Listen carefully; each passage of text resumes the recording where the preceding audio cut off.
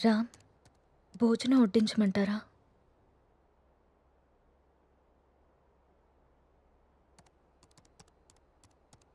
ఊరెళ్ళిన పని ఏమైంది రామ్?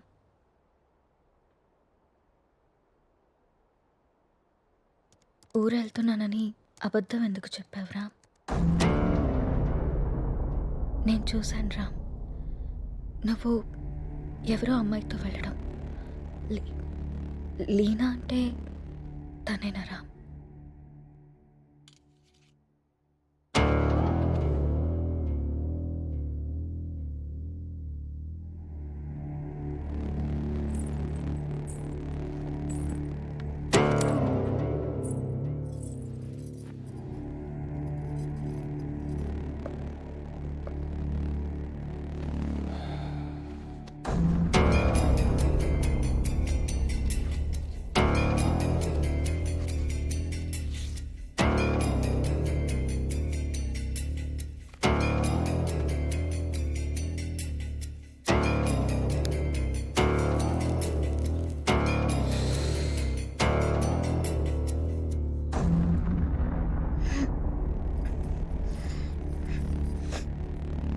ఇబ్బందిగా ఉందా?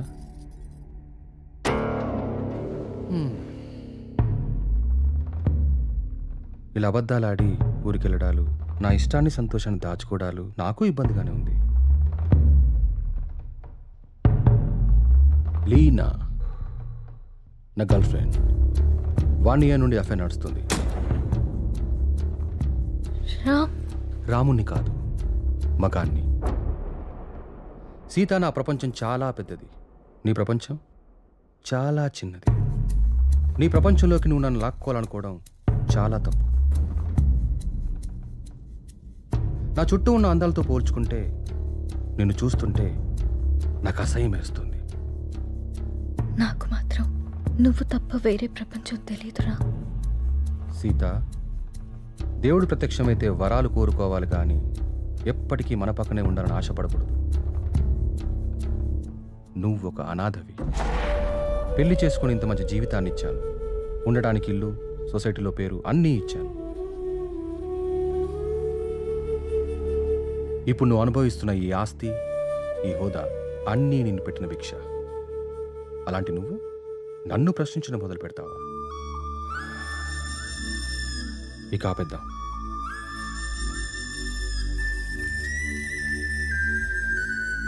మనం విడిపోదాం. అలా మాట్లాడుకున్నాం ప్లీజ్.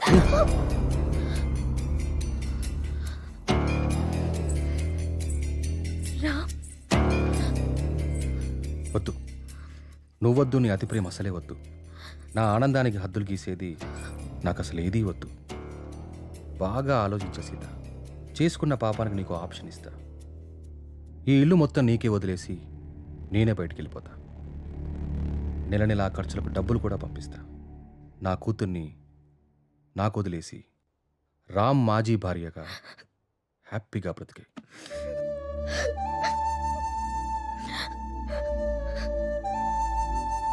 నీకెప్పుడైనా నా మీద కోరిక కలిగినప్పుడు కాల్ చేయి, వచ్చి వెళ్తుంటాను.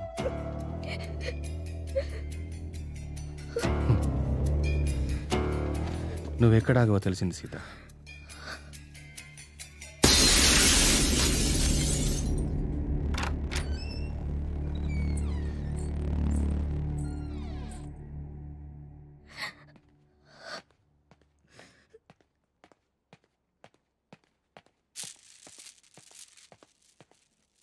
నాన్న కోపంగా ఉన్నారు, మనం వెళ్ళి బతుకుందాం.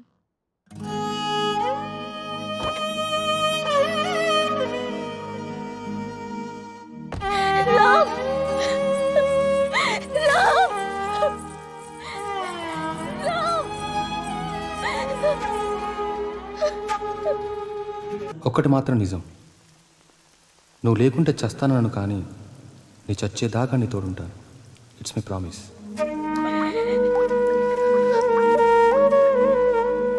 అమ్మా,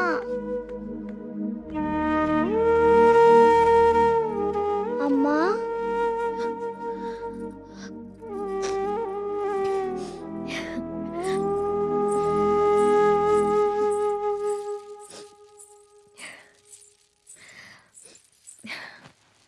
అప్పుడే లేచింది నా బంగారు తల్లి.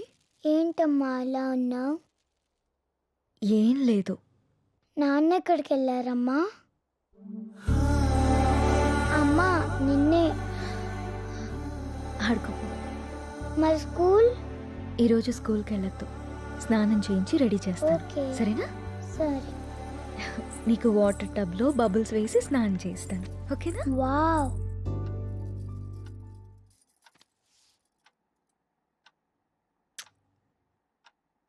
ఈ డ్రెస్ ఎందుకు వేసావమ్మా? ఎక్కడికి వెళ్తున్నాం మనం?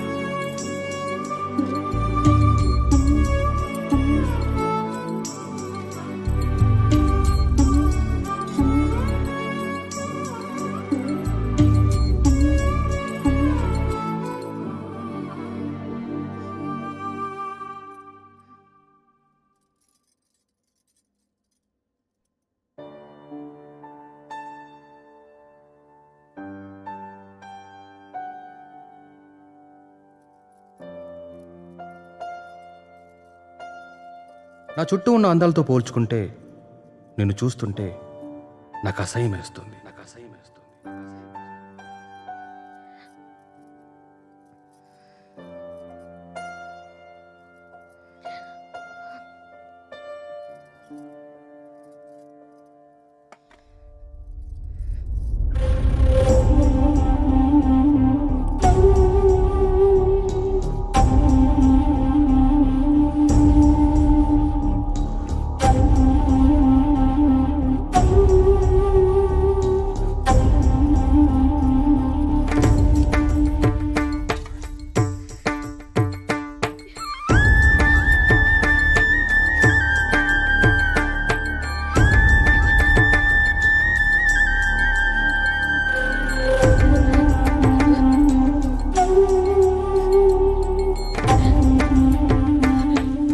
అమ్మా ఆకలి.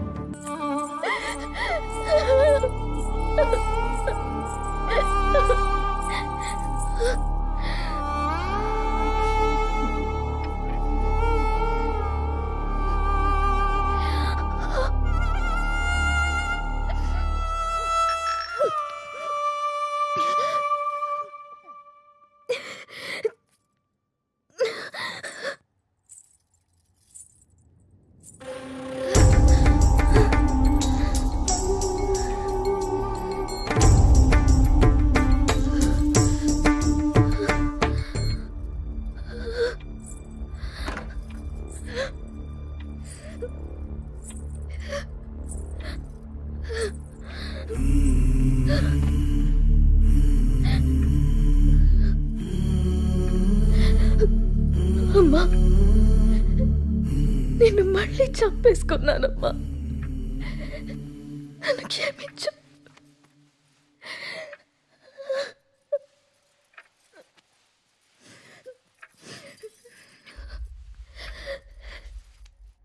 లాలీ లాలీ లాలీ లాలీ పచ్చోరా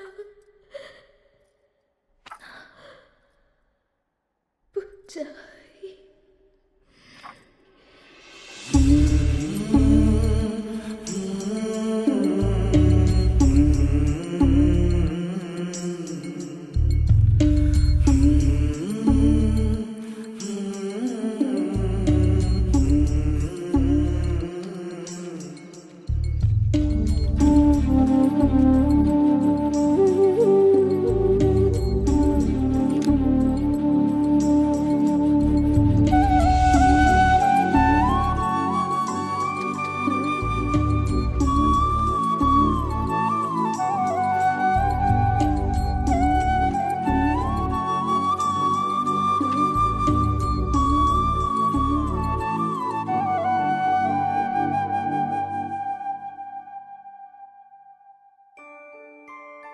అంజలి గీతిక ఇద్దరు చాలా క్లోజ్ ఫ్రెండ్స్.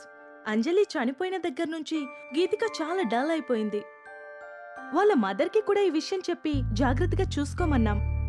కానీ గీతిక ఇంకా నార్మల్ కాలేకపోతుంది. నేనొక్కసారి గీతికని కలవచ్చా? ష్యూర్. ఇప్పుడు వాళ్ళకి ప్లే అవర్. అదిగో అక్కడుంది. ఓ థ్యాంక్ యూ మ్యామ్. ఇంతకు మీరు అంజలికి ఏమవుతారు? మామయ్య.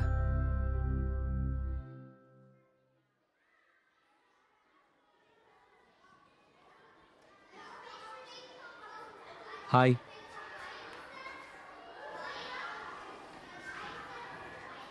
నా పేరు విక్రాంత్. నీ పేరేంటి?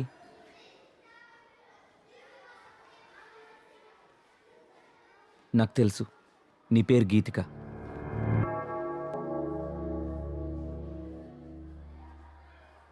అంజలి ఎలా ఉంది?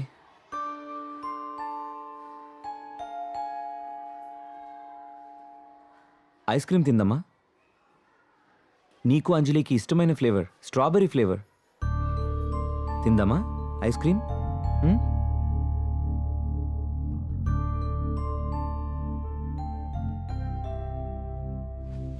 యాజ్ ఎ పారాసైకాలజిస్ట్గా నేను మీకు కొన్ని విషయాలు చెప్పాలి. Anjali Geethika close friends. ఆ విషయం మీకు తెలుసు. సడన్గా అంజలి చనిపోవడంతో గీతిక బాగా డిస్టర్బ్ అయింది. కానీ మీరు మాత్రం తనే మర్చిపోతుందిలే అని వదిలేశారు. చనిపోయిన అంజలి ఆత్మ కూడా గీతికని మిస్ కావడం మొదలుపెట్టింది. అందుకే అంజలి గీతికకు కనిపిస్తుంది. తన చేతిలో చేపట్టుకునే తన ఫ్రెండ్ని తను ఎందుకు టచ్ చేయలేకపోతుందో అటు అంజలికి ఇటు గీతికకి అర్థం కాక ఆ చిన్న పిల్లలు వాళ్ళ కోసం ఓ చిన్న ప్రపంచాన్ని ఏర్పరచుకున్నారు. ఆ ప్రపంచంలో వాళ్ళిద్దరే ఉంటున్నారు. ఈ డైరీ చూడండి, మీకే అర్థం అవుతుంది.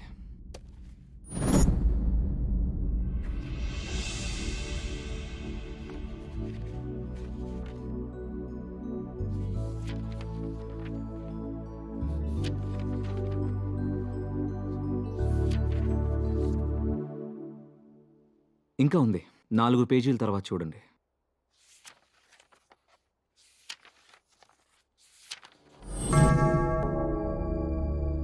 ఈరోజు డిసెంబర్ 8th, అంజలి బర్త్డే. అంజలి గీతికని ఎక్కడికి తీసుకెళ్తానని రాసిందో నాకు అర్థం కాలేదు. బట్ యు డోంట్ వరీ, అంజలి రాత్రిపూట మాత్రమే గీతికకు కనిపిస్తుంది. ఈ ఒక్క రాత్రికి మీరు గీతికని జాగ్రత్తగా చూసుకోండి. ఈ ప్రాబ్లంని నేను సాల్వ్ చేస్తాను. ఈ ప్రపంచంలో పిల్లలకి అమ్మా నాన్న ప్రేమ దొరికితే దేన్నైనా మర్చిపోతారు. ఆ ప్రేమను మీరు మీ అమ్మాయికి ఇవ్వండి. బాయ్ గీతిక.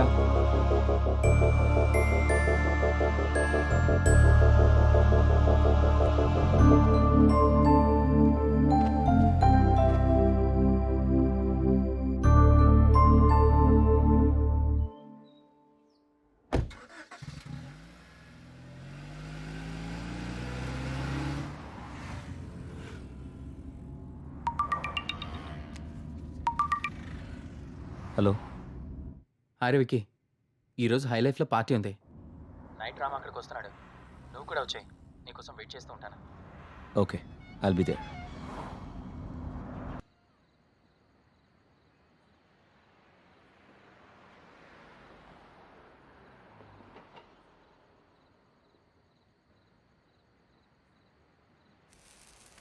మీరు లైఫ్ని బాగా ఎంజాయ్ చేస్తారనుకుంటా.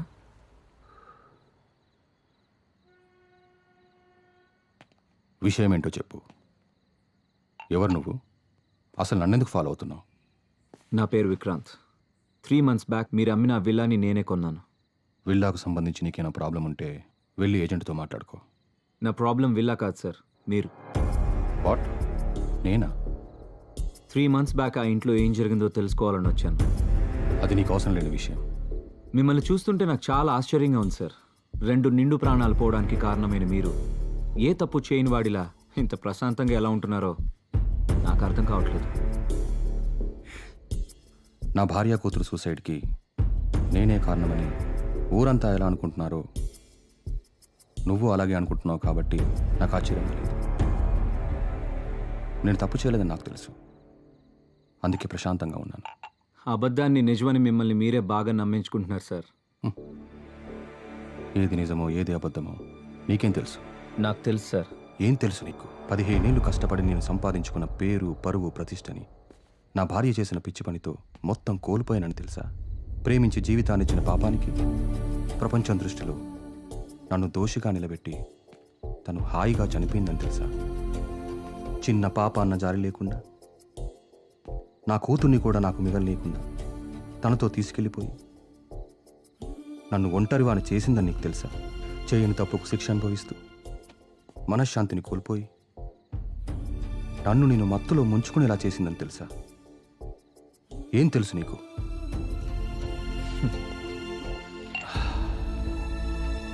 ఆనాడు రాముడు కూడా చేయని తప్పుకి సీతని శిక్షించి తానే ఒంటరిగా మిగిలిపోయానని కుమిలిపోయాడు సార్. మిమ్మల్ని చూస్తుంటే అదే గుర్తొస్తుంది.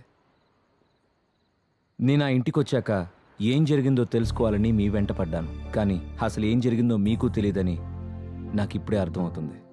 సార్, మీరేదో కోల్పోయాను అని ఫీల్ అవుతున్నారే, నిజంగా మీరేం కోల్పోయారో మీకు తెలుసా? ఇవి చదవండి. తప్పెవరు చేశారో, శిక్ష ఎవరికి పడిందో మీకే అర్థమవుతుంది.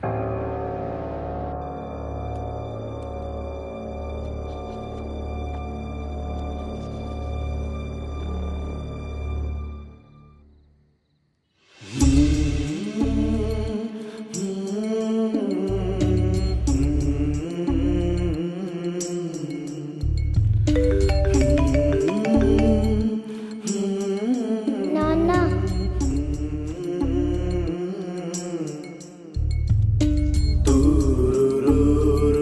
ఈ రోజు ఎందుకో కొత్తగా ఉంది.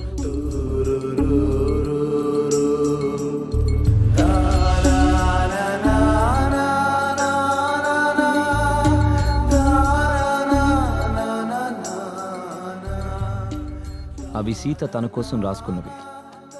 అందుకే తను డైరీ రాస్తుందన్న విషయం మీకు ఇప్పటిదాకా తెలీదు. కానీ ఇది మాత్రం మీకోసం రాసింది. తన మీద ద్వేషంతో మీరు ఆ ఇంటిని వదిలేశారు. ఒక్కసారి ఓపిగ్గా వెతికి చూస్తే మీకు ఇది దొరికేది. రామ్, నాకు నిశ్శబ్దం అంటే ఇష్టం. నీ శబ్దం అంటే ఇంకా ఇష్టం. ప్రపంచంలో నాకంటూ ఎవరూ లేనప్పుడు నువ్వే నా ప్రపంచమై వచ్చా. నీ ప్రేమతో తోడై నిలిచి నా జీవితానికి వెలుగిచ్చా. నాకు నిన్ను ప్రేమించడం తప్ప ఇంకేం తెలీదు రామ్. క్షమించు రామ్. నీ కూతుర్ని నీకు వదిలే అన్నావు. నమ్మకం లేదు రామ్. నువ్వు తేలిపోతున్న ఆకర్షణ వలయాల్లో పడి నా కూతురు మరో సీత కావడం నాకిష్టం లేదు. అందుకే నాతో పాటు తీసుకెళ్తున్నాను. కోరిక కలిగినప్పుడు చెప్తే వస్తానన్నావు. ప్రేమతో నువ్వు వచ్చి పిలిచినా పలకలేని తీరాలకి వెళ్ళిపోతున్నాను.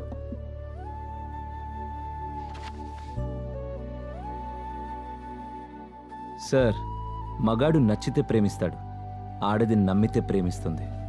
ప్రేమనిచ్చినంత సులువు కాదు సార్ నమ్మకాన్ని ఇవ్వడం. 7 అడుగులు వేస్తూ మీరిచ్చిన నమ్మకాన్ని 7 ఏళ్లు కూడా నిలబెట్టుకోలేకపోయారు. చచ్చేదాకా తోడుంటానని చెప్పారు సార్ మీరు మీ సీతకి. కానీ తను మాత్రం మిమ్మల్ని చనిపోయాక కూడా ప్రేమిస్తూనే ఉంది. అర్థం కావట్లేదు కదా సార్ నేను చెప్పేది? ఆ డైరీలో మీరు చదివింది వదిలేసి 4 పేజీల తర్వాత చదవండి.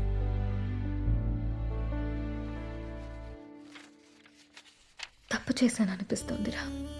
నిన్ను మార్చుకునే ప్రయత్నం చేయకుండా ఆత్మహత్య చేసుకుని తొందరపడ్డానేమో అనిపిస్తుంది. ఆ రోజు నువ్వు నన్ను వదిలి వెళ్ళిపోయాక నా జీవితంలో ఇంకేం మిగలేదనిపించింది. నీ చూపుల్లో ప్రేమనే తప్ప అసహ్యాన్ని, ద్వేషాన్ని చూస్తూ బతకలేననిపించింది. రామ్, మంటల్లో నేను కాలి బూడిదైపోయినా నీ పైన ప్రేమ ఇంకా బతికే ఉంది. నీ కళ్ళల్లో ఆ ప్రేమని, నీ మాటల్లో ఆప్యాయతని మళ్ళీ చూడాలనుంది. అప్పటికి కానీ నా ఈ ఆత్మకి శాంతి కలగదేమో. నువ్వు వచ్చేదాకా ఈ సీత నీ కోసం ఎదురు చూస్తూనే ఉంటుంది. నీ ప్రేమ వీడ్కోలు కోసం తప్పిస్తూనే ఉంటుంది. ఒక్కసారి రా, ఒక్కసారి ఈ సీత కోసం రావా? నాకు మాత్రం నువ్వు తప్ప వేరే ప్రపంచం తెలియదురా.